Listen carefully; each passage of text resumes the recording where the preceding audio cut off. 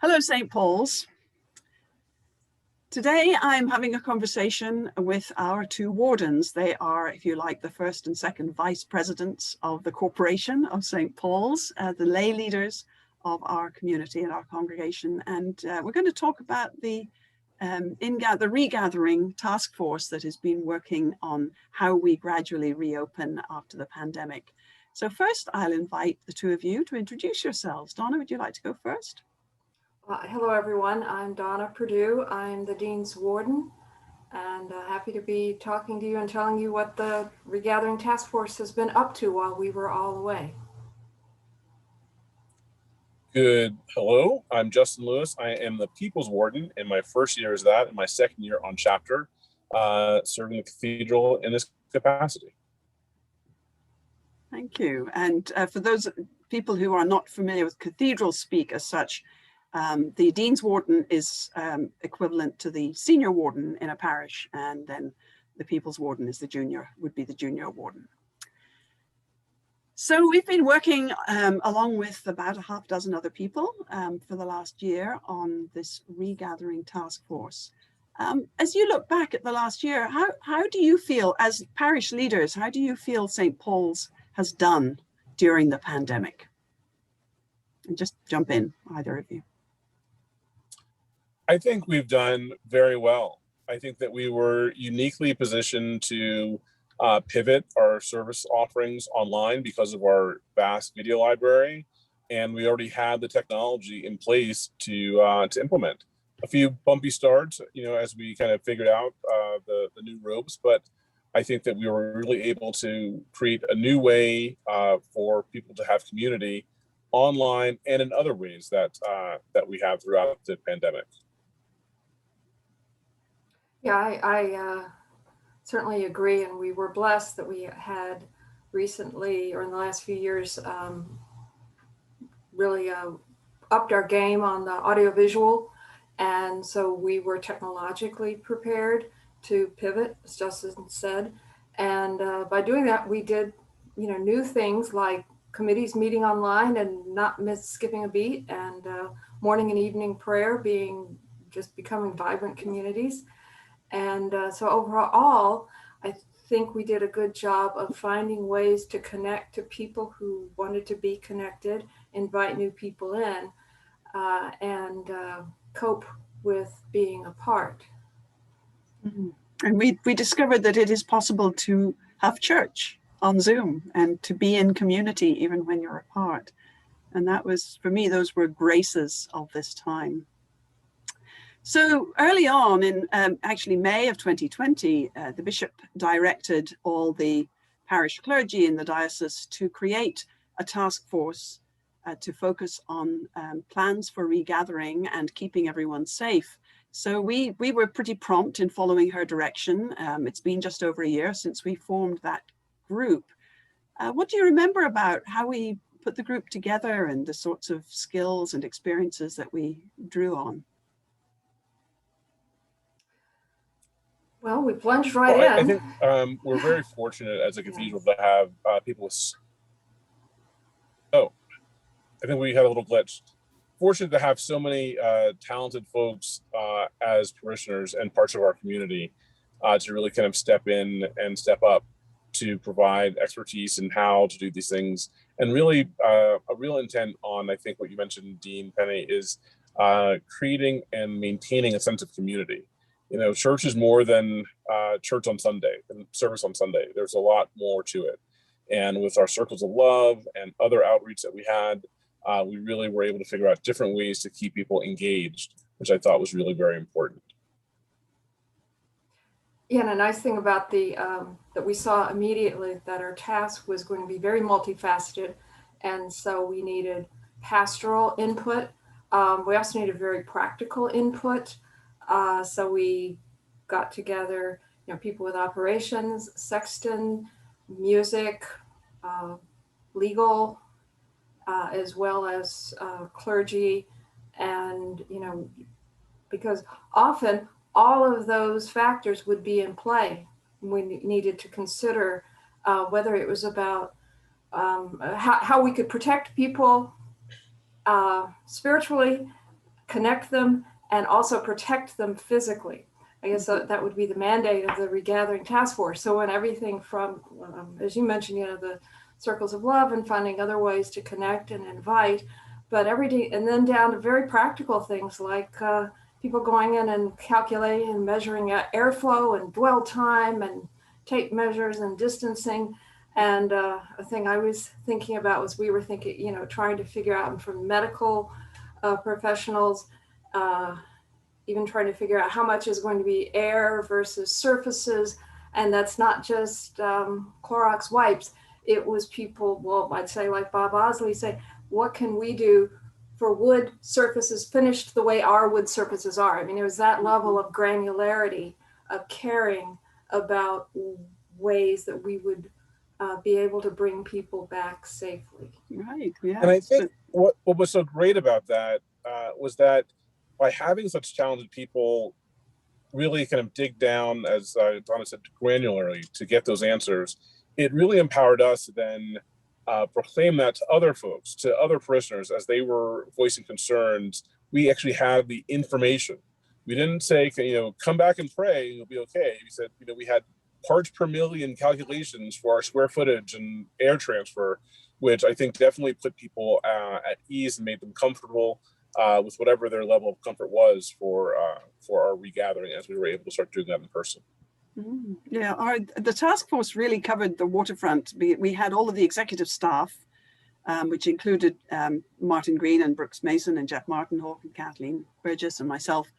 We had you as the parish leaders, the lay leaders. We had medical expertise. We had disaster preparedness expertise. Martin Green turned out to be really interested in the technical side of ventilation and has very much kept abreast of that research, because that's one of the great challenges we faced is these old buildings that aren't terribly well ventilated, and having to come up with creative ways. So that was one of the questions, was how do we make the air as safe as we can? And of course the question of timing.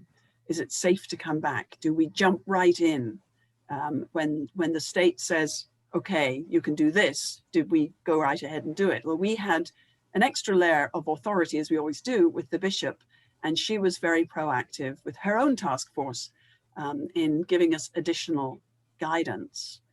So I wonder what questions or challenges sort of popped up for each of you along the way, or that you were aware of.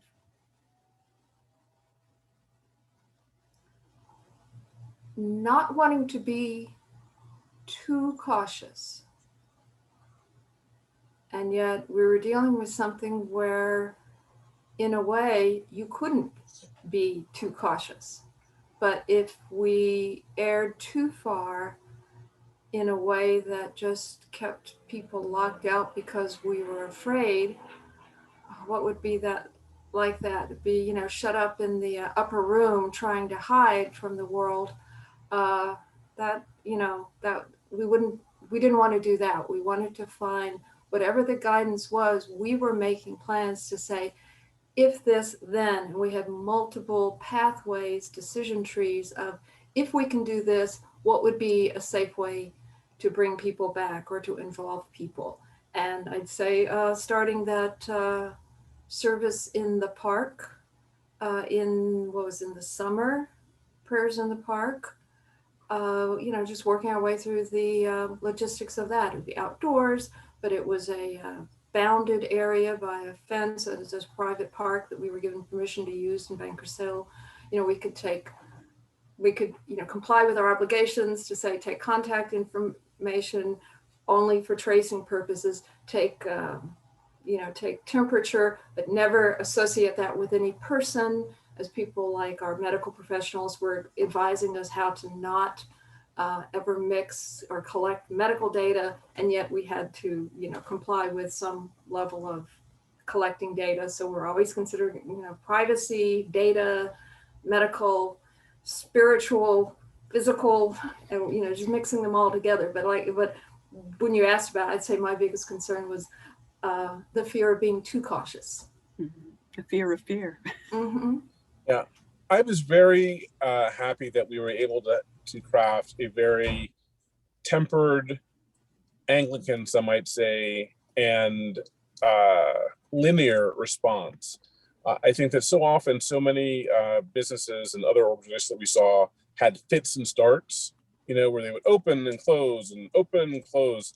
And for most of the pandemic, we kind of, by taking our time and following the guidance of the bishop, following the guidance of the state, we really had a very linear and smooth transition back to reopening.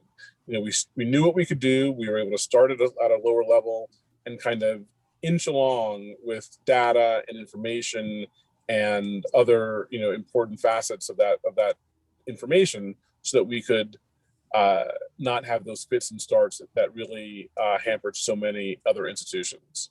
Mm-hmm. Yeah, I was very aware of our sense of loss of sacraments, and we all missed communion terribly.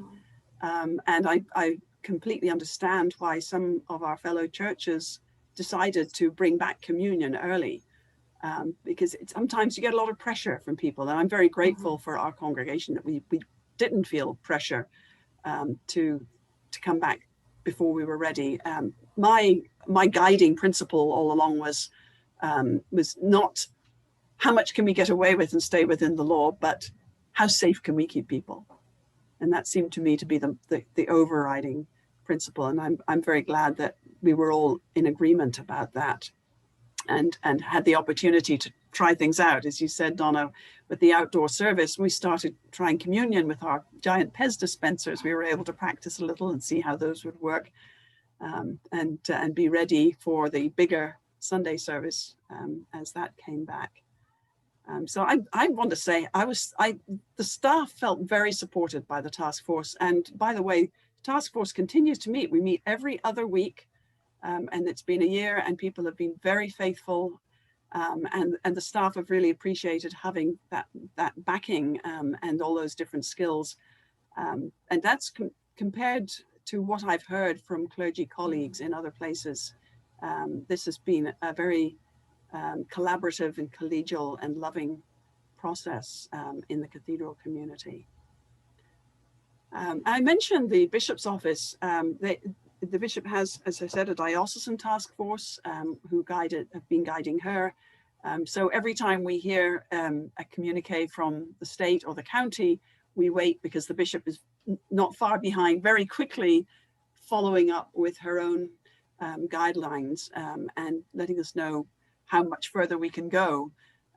So it's been important for us as Episcopalians to observe the bishop's guidance and be sure to follow her example.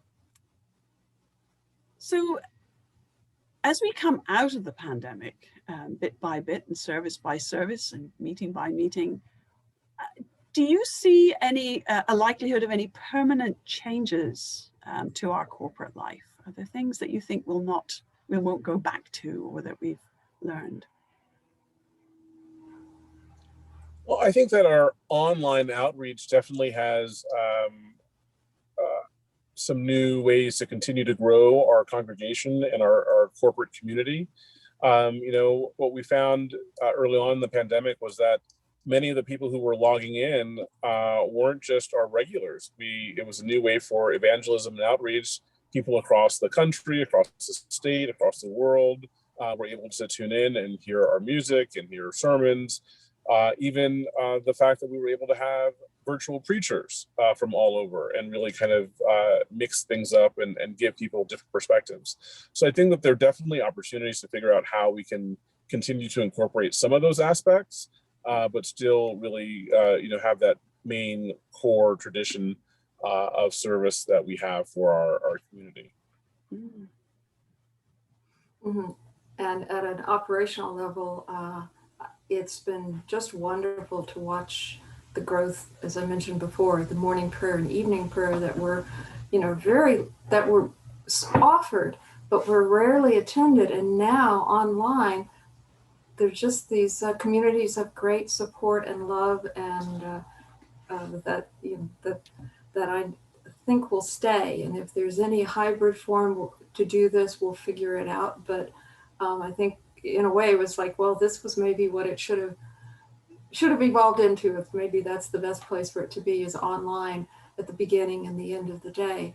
The other thing I like, and I'm saying this as Dean's Warden and being expected to be sitting in ex officio on a lot of meetings, is we switched to online committee meetings and got all the work we needed to do done. I don't want to say never go back in person because we very much miss each other, but possibly have things like once a quarter, or even more rarely have in-person meetings, but then we can have virtual meetings that we fit around our work and our families. And a plug I want to put in there is that I hope that that invites more people who have very active family lives and work lives to say you can be part of committees, because you can, so to speak, phone it in, but that you could participate virtually. You don't have to find some way to take off and drive down, possibly, with the worst rush hour traffic, in the wrong direction of the day, et cetera, but that you can contribute, in addition to your busy life. And I think that will enrich lay leadership and participation in a lot of the life of this church. Yeah, we've all learned a lot of Absolutely. new tricks, and as much as we complained about having to learn the ins and outs of Zoom, it's a great addition to our toolbox, and now we're learning how to do hybrid activities like the Sunday Forum, and we bought some equipment, and people have again learned skills. So we have learned and grown, and the daily office, the morning and evening prayer groups. I've discovered how we have a lot of theologians in our congregation, and we have some really, really deep conversations about scripture and life at those services, and I hope they always continue. I do want to name the members of the task force and make sure that their contribution is recognized. So I said some of them, but I hope I don't forget anybody. Our staff, Kathleen Burgess, and Bob Osley, Martin Green, Kathleen, I said Kathleen already, didn't I? Jeff. That's okay, she counts Martin, for 3. Yes, Jeff, Martin Hawk, Brooks Mason, and lay leaders, yourselves, Donna and Justin, and also Connie Dadman, our altar guild, our sacristan, Wayne Ream, our communications guy, Jen Zhao, our disaster preparedness person, Don Pellioni, our medical expert. Is there anyone I've forgotten? I hope not, but it's been a great group, and we've worked well together, and have accomplished a lot, not least keeping this community intact. And most of all, I want to thank both of you for your leadership and collegiality. It's really a joy to work with you as our leaders. And I want to offer you a chance for any final thoughts about the Regathering Task Force and process. I was going to say it was good process. We would bring things to the table. People would have done some research, and we discussed things, and we didn't always start in the same place. And I would say, for example, the question of communion, included not only pastoral or theological discussions, but also, say, ecological discussions, as in there were options to buy prepackaged little mini plastic chalice and a little chiclet of wafer. And I know some churches were even doing that in drive-by communion. And so it came to discussions of, well, does Jesus really want us to create more single-use plastic waste? And also, what is the meaning of communion for us? What is the mystery of the elements, but what is the, absent the corporate celebration for us, what is the importance? And so, we certainly had to go around the room multiple times, and over as our technology options and our options for being in person, evolved to say, well, what shall we do? So it's been a good process.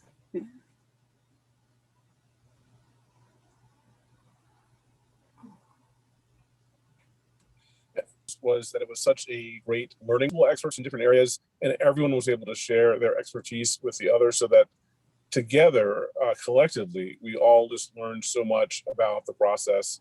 And I think we're, God forbid, we're ready for the next issue that we have to address, whatever that may be. But it also prepares us for good times as well, so that we can figure out new ways that we can be more efficient. As Donna mentioned, potentially holding on to virtual meetings. That frees up time, not just for family, but it also frees up time for outreach. It frees up time for prayer. It frees up time for all different types of things that we can learn to do differently. And it's been a great lesson in how we can still become and maintain our sense of community as a cathedral, despite this disastrous curveball of the pandemic. Yeah. And what I appreciate, I think, overall about the work of the task force is that because we had that group of people meeting regularly and giving us clear direction, we, the staff, were able to continue doing what we do in the mission of the cathedral and offering pastoral care and prayer and sermons preparation and all the rest of it, and to expand our mission, to make plans for the chancel renovation, the future outreach center. We kept moving forward, and we were able to do that because we didn't have to spend so much energy on trying to figure out how do we reopen, because we had so much help. And so I want to thank you again, and thank you to the whole task force. Our work continues. We are not done. We're still meeting every 2 weeks, and we will continue to do so until this whole unprecedented period is behind us. So to the cathedral congregation and those who are watching, I will see you on Sunday.